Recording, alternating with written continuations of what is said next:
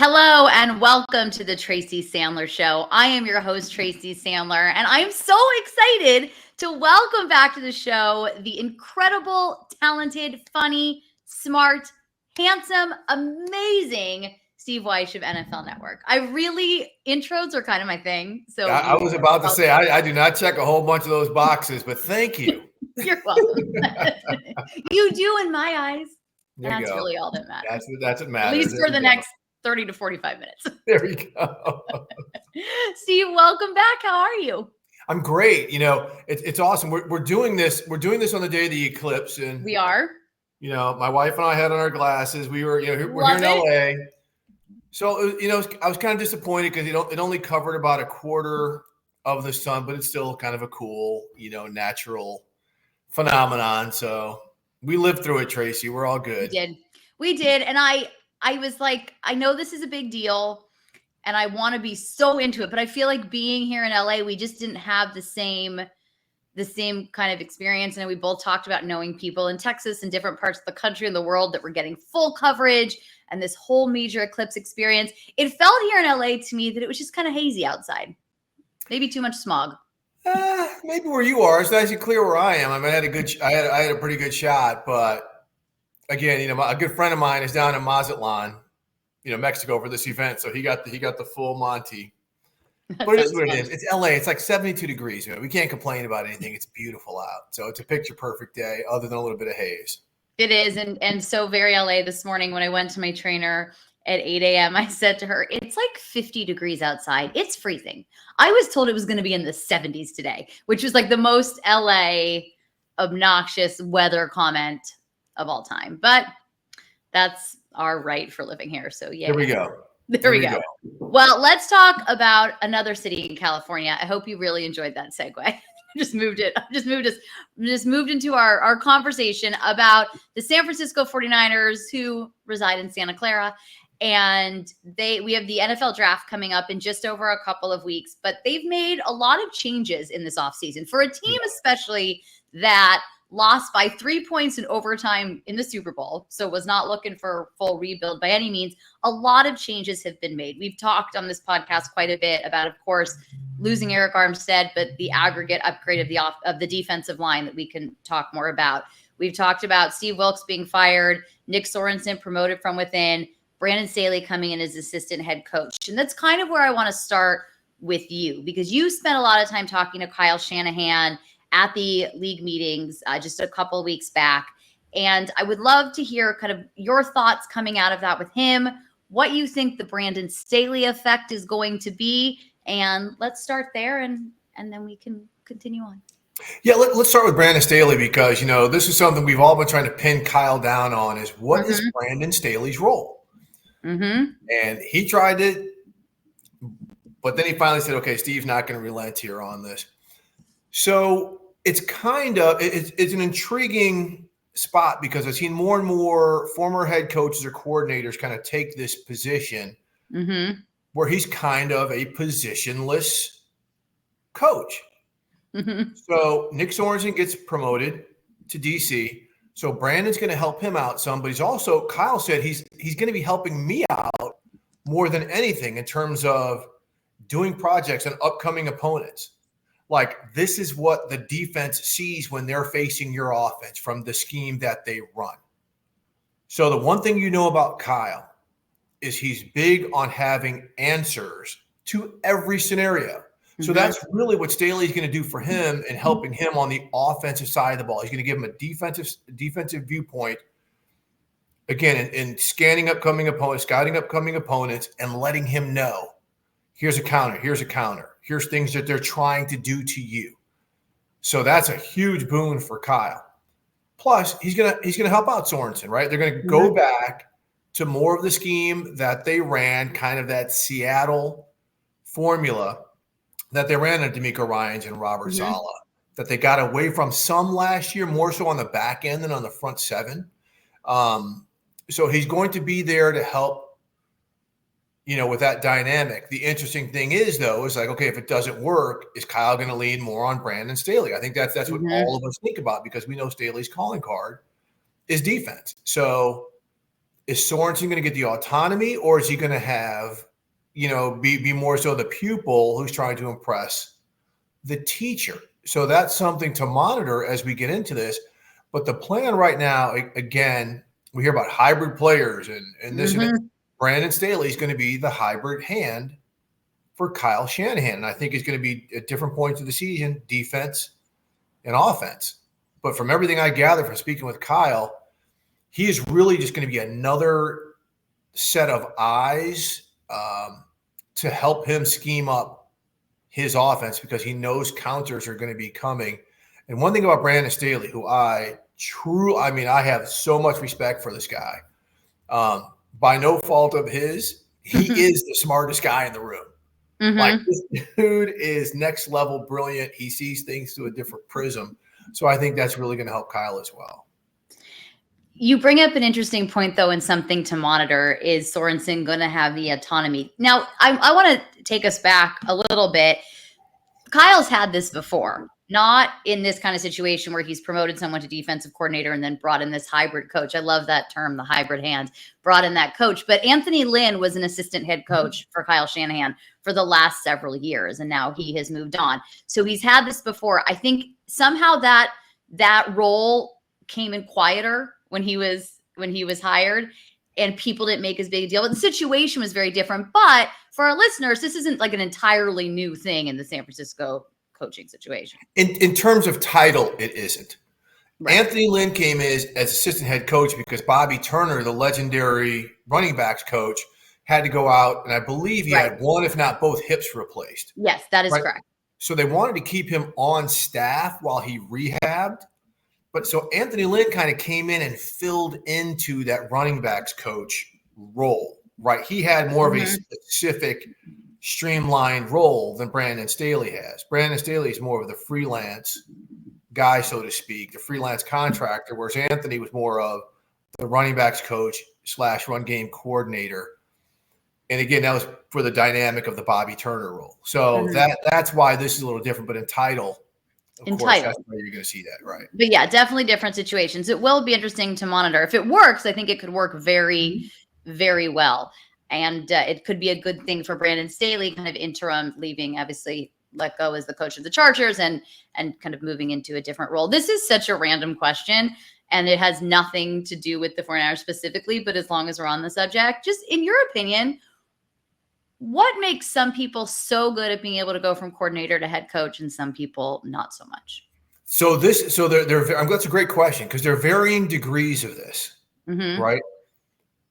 Everybody loves the position coach and sometimes the coordinator because they've got more direct daily hands-on contact with the players, right? They know more so of what the players may have going on in their personal lives, why they may, if someone's wife is pregnant, why this player may not be completely focused in a certain situation, things like that.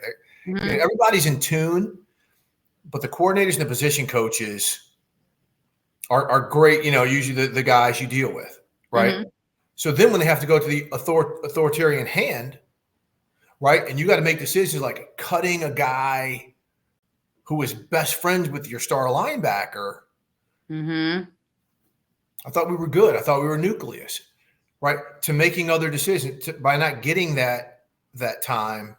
That's one element of it. You see it more so with position coaches going to coordinators and head coaches, which is why the Antonio Pierce thing is going to be very interesting with the Raiders, because everybody loves Antonio, but now he's got to make hard decisions, you cut guys and things like that. We'll see how much that affinity lasts.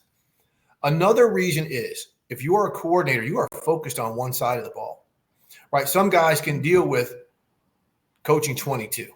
Okay, because you're coaching 22. You're not having to stand in front of the room of 53 plus coaches daily to design practices, to say, okay, this is what we're working on today. Okay, it's Wednesday. Okay, so we're going 20 to 20. We're going, okay, our backs are inside the 10 on offense. How are we going to get out of that? And blah, blah, blah. And explain all that day structure. You're not doing that as a coordinator. Right. You're doing it on the field, but you're not doing that in front of 53. So some guys are better tacticians and better communicators when it comes to the X's and O's, whereas other guys are great motivational dudes and this and that. And it really, like you see someone like Mike Tomlin, like he doesn't call offense or defense, but man, that guy's got his arms around all his coaching staff and his team.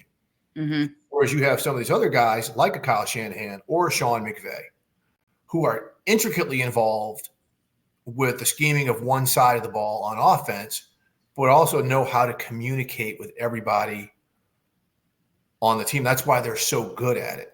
You know, and it's a weird, some guys have it, some guys don't. I think Brandon Staley actually has it. You know, the one thing you heard about Brandon with the Chargers is, again, because he's so smart, it was constant information overload. Like, dude, just let us play football sometime. We do not need all of this stuff coming at us. So that's kind of what led to some of the fatigue plus the losing, as to why he is no longer the head coach there. Would you say, in your expert opinion, not pigeon, your expert opinion, do you think it's harder to go from position coach to coordinator or coordinator to head coach? And coordinator, head coach. Okay. That's, I mean, that was going to be my guess, but. Yeah. I mean, the coordinator has to do media once a week. Head coach has to do it 3 or 4 times a week. Head coach has got to go hobnob with sponsors. Coordinators don't have to do that. Head coach is the one getting the phone calls from the owners saying, explain to me this. The head coach is the one who's got to meet with the general manager saying, hey, this left guard is getting a little old. We're going to have to get some things in place next year to replace him. Just the overall responsibilities are so much more significant as a head coach. You know, plus, if something happens on the field, you're the one who has to answer for it, even though you may not have anything to do with it because the buck stops with you. How do you think, and again, there's no way to know yet, but from what you know, what you've seen over the years, how do you think Nick Sorensen will adjust from being a position coach to coordinator? Because I'm thinking a little bit about what you said before. As a position coach, he knows those guys. He knows the ins and outs of them, the intricacies. As a coordinator, he will know that, but now there's a lot more guys to know that about. Well, the good thing is he's been there, right? So the thing that the Niners do so well, right? Kyle is one of the few coaches in the NFL that does that grooms and promotes, right? He went outside that role with Steve Wilkes, and there were fissures, right? It didn't quite work. But you've seen it work, especially on the defensive side of the ball. What Sorensen brings to this, he's a longtime special teams coach and special teams coordinator. What is the strength of special teams coordinators? Being able to constantly adjust a revolving door of players coming and going because you're churning the back end of the roster. So last year you saw that when he was coaching the nickels and guys in the secondary, when they made moves from Oliver to God, why am I breaking the Amador? Deommodore Lenoir, where they started moving Deommodore Lenoir. They moved him around in and out, right? So he's used to transitioning and moving, right? You have to communicate with these guys on the back end, especially, again, coaching nickels now, what offenses are doing out of that slot position. And those dudes are now corners, safeties, outside linebackers, right? So him having that experience and having trust, because Kyle's not going to promote someone who the players aren't going to trust. If they think he's weak, there's no way that veteran group is going to be okay with this. So, you know, Kyle, as we know, he took a long time to make this decision. But this is somebody, again, I think with his help, with Staley's help, and with Chris Kasarik, the best defensive line coach in the NFL, with his help, right? They're all going to be able to come in stages. He just has to unify this. And that's why having an off season to kind of come to grips with this, some of the personnel changes, that's where he's got to, figure some things out. But this is also where having Fred Warner, and Nick Bosa and some of these veterans, even an imported guy like Leonard Floyd, are going to help him because you've got talented players who are going to be able to give their input to help him along. And even in the secondary, you have Charvarius Ward, you have Deommodore Lenoir, who at this point is a veteran. He's on his rookie contract, but he's going into his 4th season in the NFL, and he plays like a veteran. So I think that's going to be helpful as well, especially as they figure out the secondary. Question mark potentially, Talanoa Hufanga, who's coming off an ACL injury. The 49ers have not been quiet about the fact they are in the market for a safety at some level. And we'll see what happens as, the weeks go on, as the draft happens. But there are things on this defense that it's interesting. Sorensen, in some ways, he's coming in to like almost a perfect situation. You have a defense that was just in the Super Bowl, as we mentioned earlier, was lose by 3 points in overtime. They're very close to winning the Super Bowl. There were some issues there. There were some breakdowns, but ultimately they lost to the best guy on the planet to do it, who may be basically impossible to defend in those situations, but he has a good situation. But on the other hand, they've lost Eric Armstead, who was a veteran on this team, and it was a decision that is understandable on both sides. They do have a lot of new guys coming in on the line. You mentioned Leonard Floyd. They may finally have found their guy for the other side of Nick Bosa. So he's got a lot of veterans, but he's also got a lot of newness, and there's a draft coming up. So it's an interesting position to be in. I think he's a good guy to be in that position, but on the outside, it could look really easy, but there are some things he's going to have to deal with on that defense. Sure. And like you said, incorporating someone like Hufanga back in there. You know, Sorensen's a long-time safety in the NFL. Yeah. This is his sweet spot. And there might be some things, you know, in speaking with Talanoa early last year before he got hurt, he loved what Wilks was doing with him because Wilks is giving him more freedom to maneuver back there. Like Sorensen may put him in more of a structured role. Okay, you're going to play free, and here sometimes you're going to slide down in the box, and that's that. So we'll see how that goes.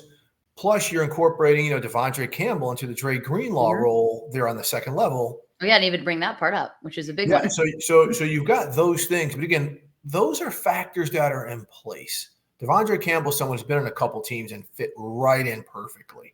Right, Leonard Floyd has fit right in perfectly. They're adaptable players, which are huge. Now the Armstead thing, you know, the one thing is it's not a great when you talk to him, it's not a great D tackle draft once you get you know beyond the first 2 or 3. But again, that's where Kucerik has taken guys and really developed some guys into great players. So you know we'll see how that works. But, you know, they've got to address some things on the offensive line as well. I mean, they've got to get a little bit more physical with some of the things they have to. So we'll see where they go in the first couple rounds. But, you know, again, this is a team that is in need of a significant upgrade to have somebody come in and be, you know, a rookie of the year caliber player out of the gate. So I want to talk a little bit about the draft. But first, I'm going to put you on the spot and ask you a question. Pretend there's no draft. They decide we're just not going to have it this year. No, you guys can come back next year.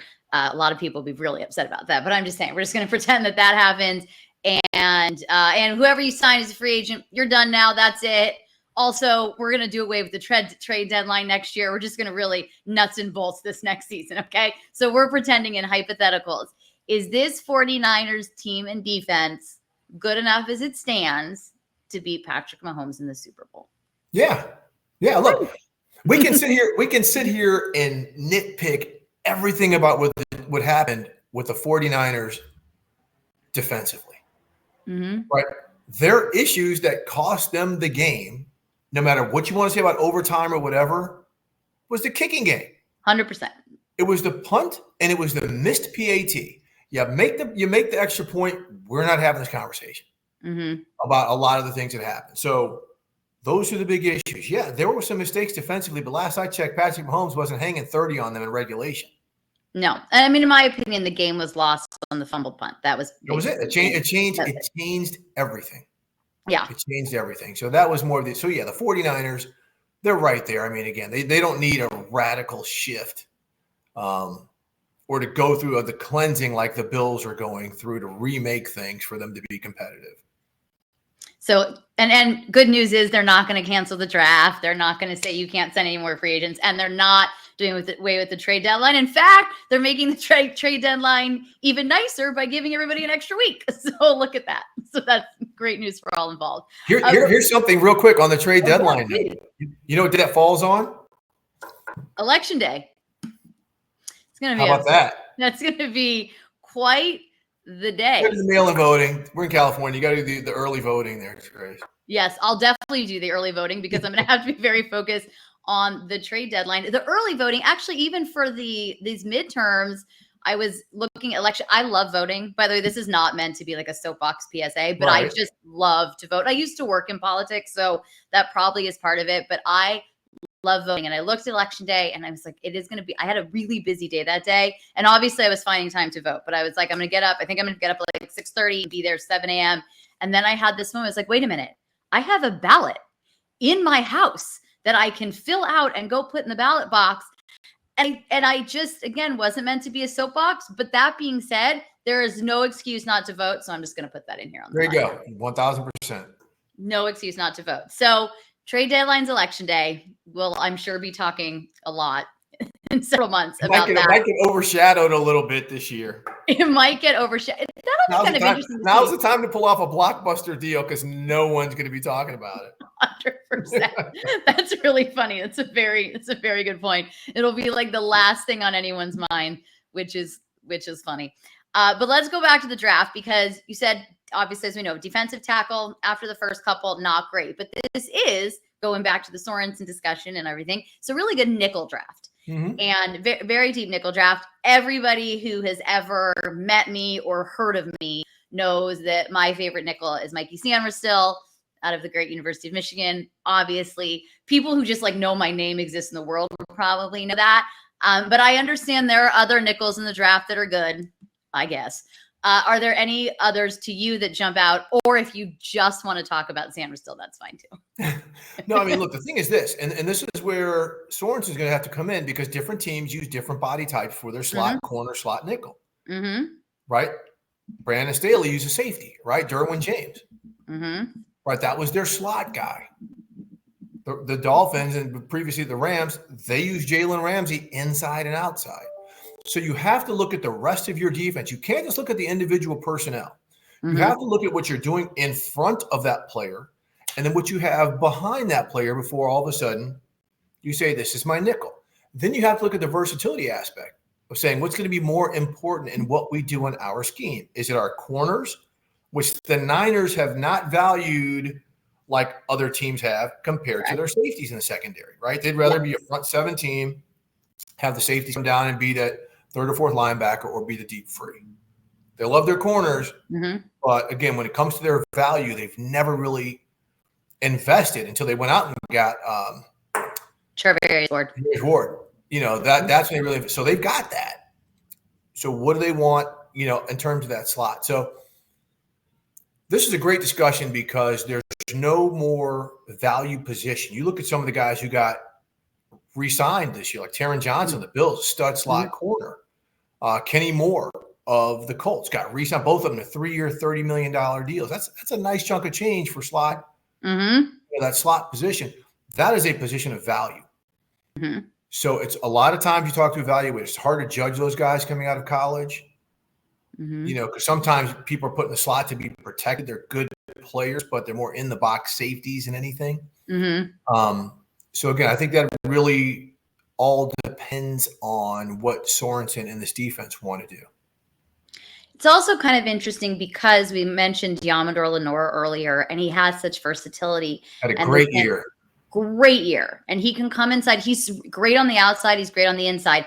But they had a good situation with him and Charvarius Ward on the outside there. They bring Isaiah Oliver in thinking that's their slot guy. They don't have to worry about it. That's their nickel. Didn't work. Nope. So then they have to bring Lenoir in. So I guess they are in an interesting position when it comes to corner, because potentially they find a guy in the draft that's their nickel and they can leave Lenoir on the outside where he was fantastic, or they find a guy in the draft. They also brought in Isaac Yodom, and I keep thinking I say his last name wrong, but in free agency, and it's a guy they like a lot and a guy that they think could compete to start on the outside if indeed they decide to have Lenoir stay inside. So they have some versatility there, which means for them, obviously we know offensive line is going to be their big thing in the draft, but as they go into the second round and the third round, the fourth round, corner is important, but they do have a little flexibility is the word I'm looking for.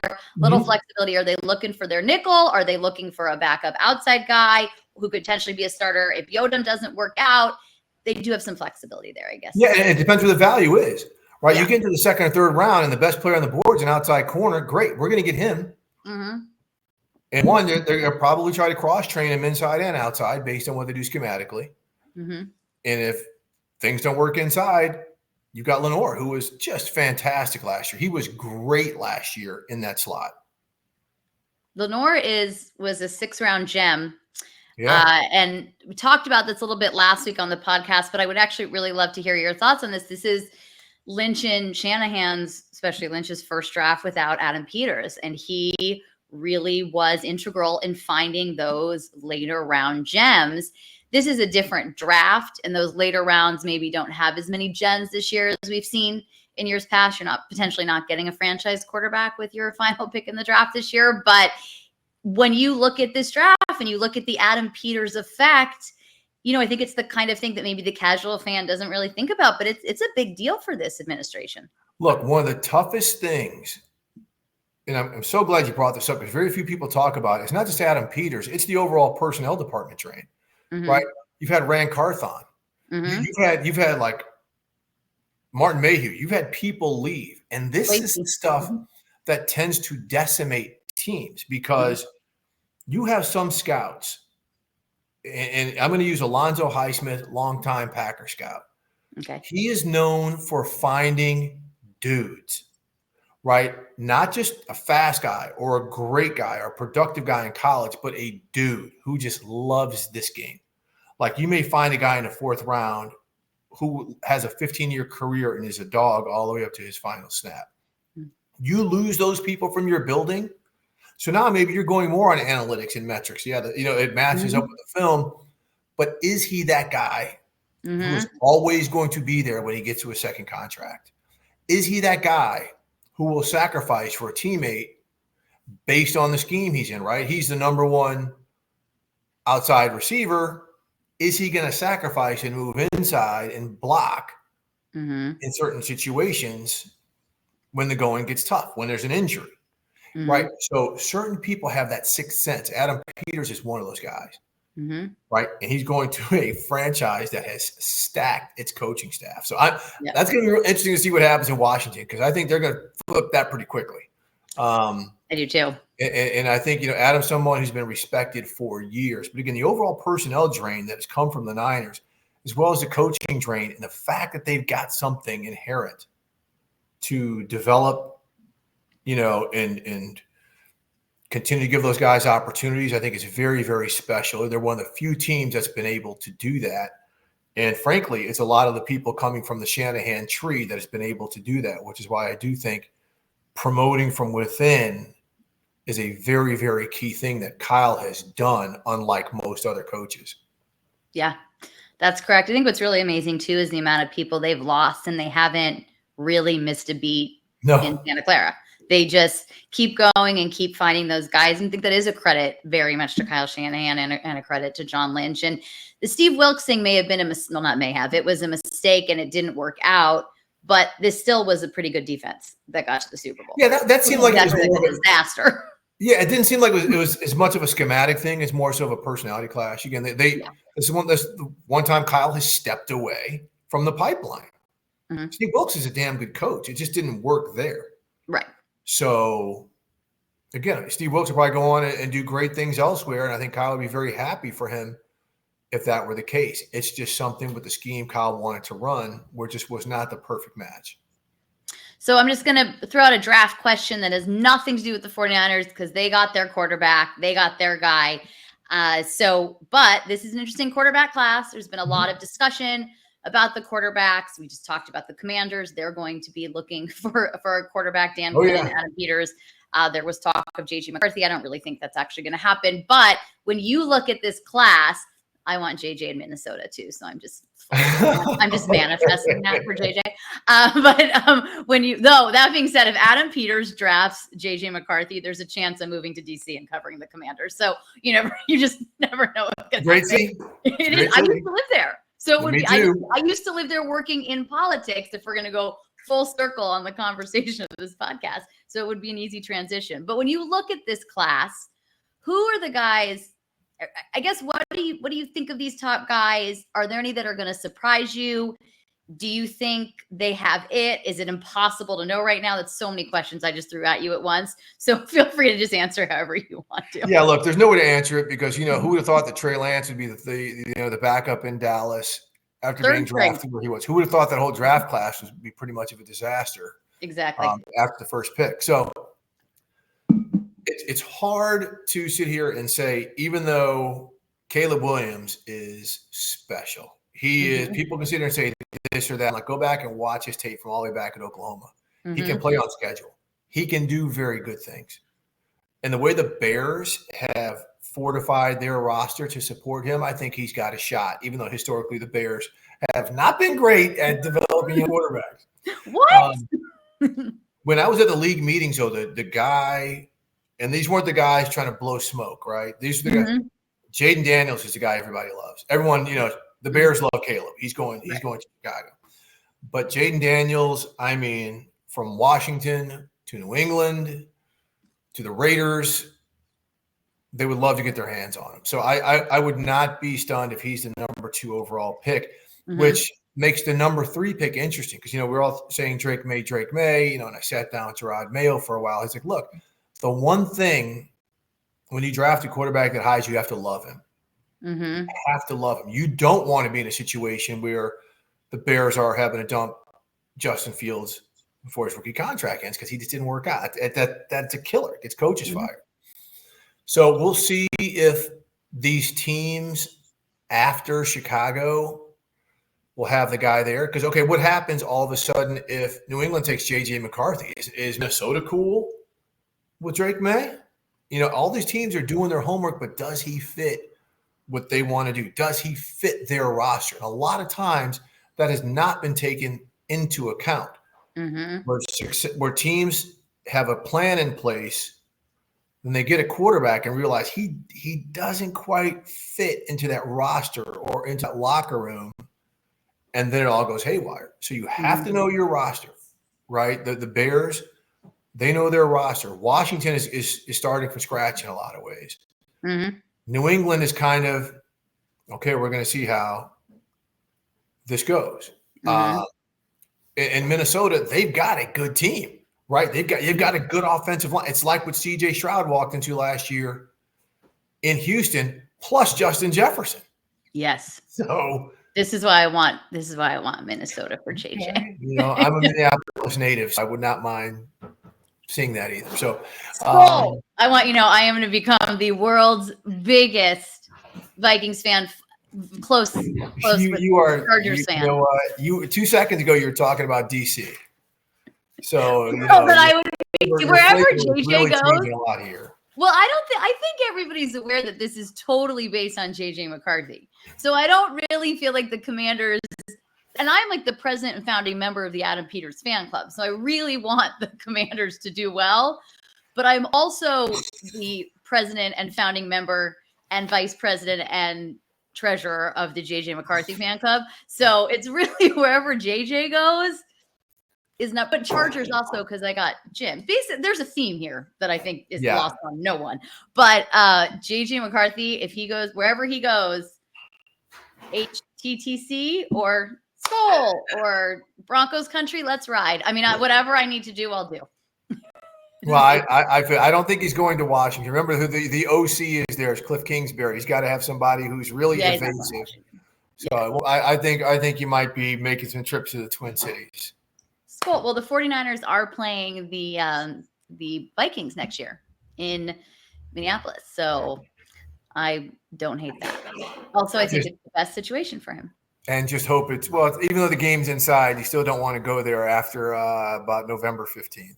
Correct. Though I have to pick because I have no control over the schedule. I don't want to shock anybody here, but I got to pick my schedule manifesting because the Niners play Green Bay, Buffalo, and the Vikings next year in those cities. So if I have to pick one to be after November 15th, I think I'd rather it be Minneapolis because at least it's inside, but it's a lot of very cold places. Yes, it is. But they're awesome places to be. They are, and I've never been to Buffalo, so I can check that one. I think I have 5 stadiums left, and I can check that one off my list. Okay. So there you go. Well, Steve, thank you so much for joining me, and on Eclipse Day, no less. I really appreciate it. Please tell everyone where they can find you.